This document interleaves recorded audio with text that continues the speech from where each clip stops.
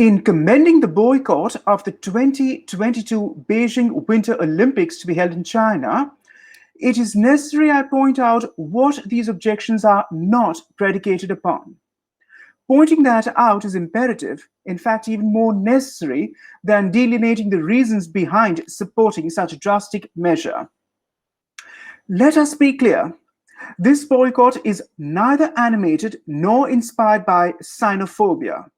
We remain flint-faced in the face of it, acutely noting how Chinese Americans, especially senior citizens in the diaspora, have borne the harshest physical brunt of it.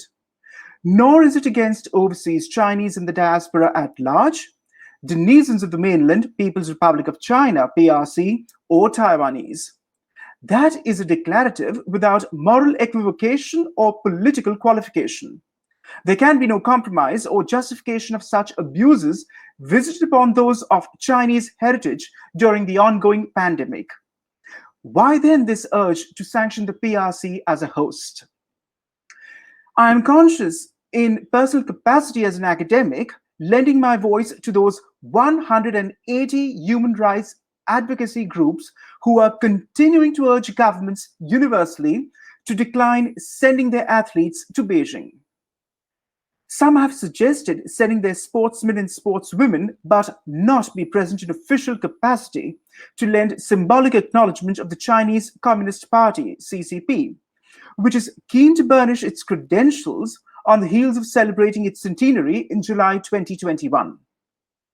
But political and economic boycotts are long overdue, especially in the light of the two most authoritative harrowing reports compiled by the Raoul Wallenberg Center for Human Rights and Amnesty International in March and April 2021, respectively. The PRC has deliberately and maliciously created, fostered, and sustains a, quote, dystopian hellscape in Xinjiang. The sociocultural brainwashing pursuant to forcible uprooting of families, incarceration, state-sanctioned rape by People's Security Bureau personnel, prison labor, in a word, slavery, for global supply chains of products is too overwhelming to be ignored. Might I point out the 1936 Berlin Summer Olympics of the last century, which took place just as the Holocaust machinery was being implemented by the Third Reich. The Nazis did attempt temporarily to soften their draconian measures against Jews and other social undesirables. It did not lead to a departure in their thinking or policies.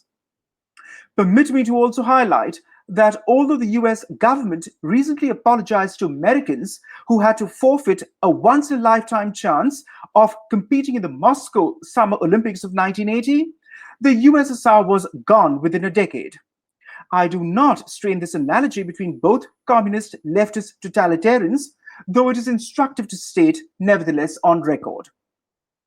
For too long, the world has conveniently, due to commercial or geostrategic exigencies, also turned a Nelson's eye to the plight of Tibetans who audaciously resist being grounded into Maoist automatons.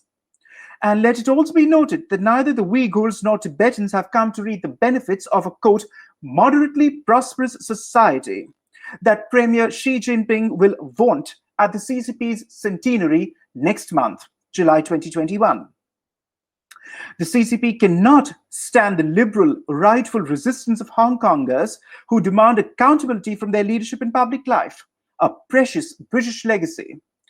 Taiwanese know this only too well, as they admirably maintain a genuinely representative, constitutional, property-owning, inclusive democracy, naturally an eyesore for Maoists in the PRC and their apologists elsewhere, especially in the West, who, for one, are far too squeamish to endure a day living out and enduring what the Uyghurs, Tibetans, and for that matter, Han Chinese too, who have never had a say in running their affairs since October 1949.